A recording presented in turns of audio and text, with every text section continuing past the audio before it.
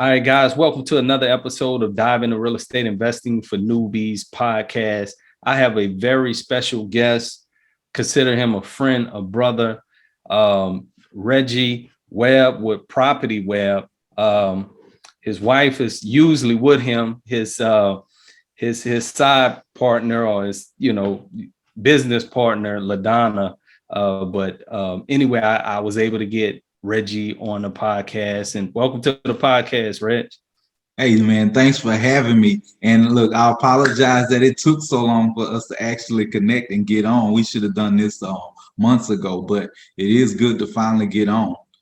Yeah, man. Well, I know how it is, man. Life, business, family, and everything. So, but I'm glad to have you on today. And me and Reg actually have done some business in the past together.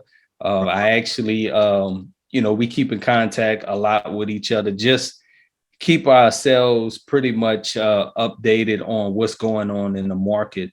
And as I said, Reg just has an extensive background. He done probably several flips, some wholesaling.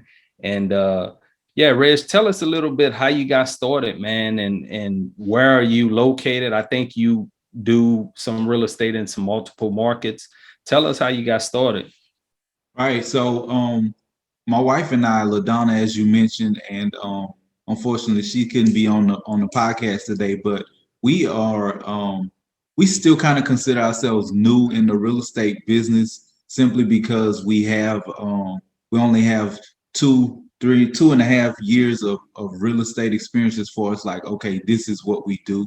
But we kind of got started in the business with just picking up our first rental, which was a number of years ago. We bought a rental, I want to say in 2012, 2013, somewhere around that time. We bought a rental, and we kind of just had that one rental for a good little while before we took off and started doing some other things. So that's kind of how we started getting into the real estate business. My wife was actually the one who was most interested in real estate.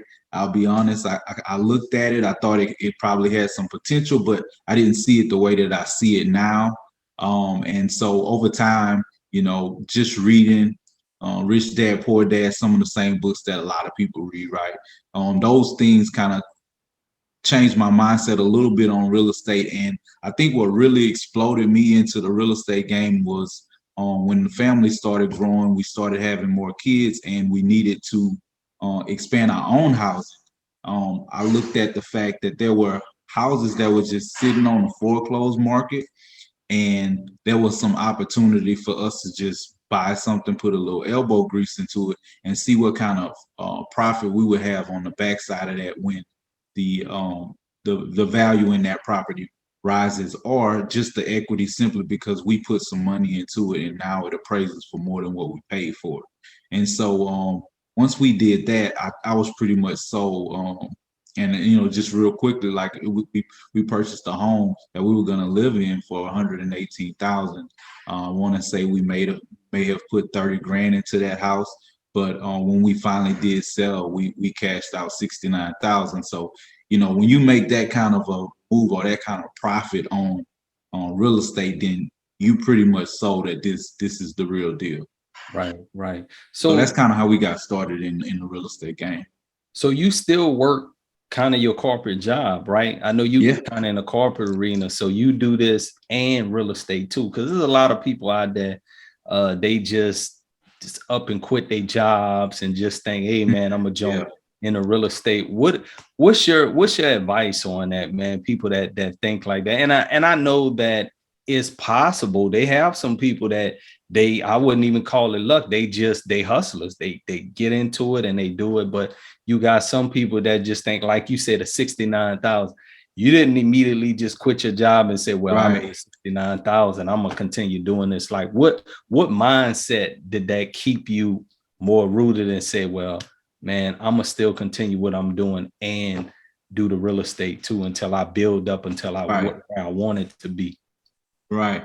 Well, one of the things too is, real estate isn't the first thing that we've looked at as entrepreneurs. So we've done some other things before, and I've actually walked away from a job pursuing another career or pursuing another business model, and things didn't work out. So a part of it can kind of be lessons learned, changes made, right? So one of the things that I did learn from that experience, though, is that when you have to put yourself in a position to leave the job, and that's the philosophy that we're operating on.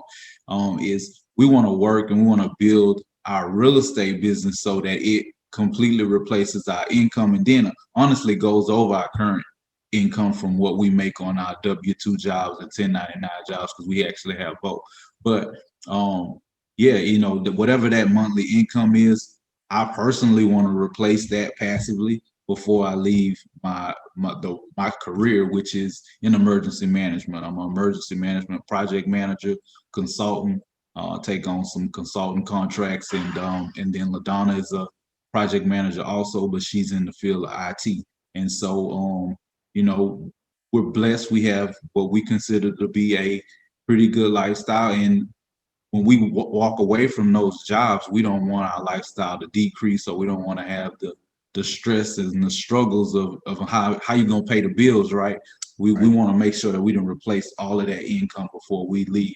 Well, and that's the model for us. But I mean, to each his own. Some folks are like, "Hey, man, I'm about to burn the bridge. I'm about to burn the boat. It's no turning back from this. From what I'm about to venture off into."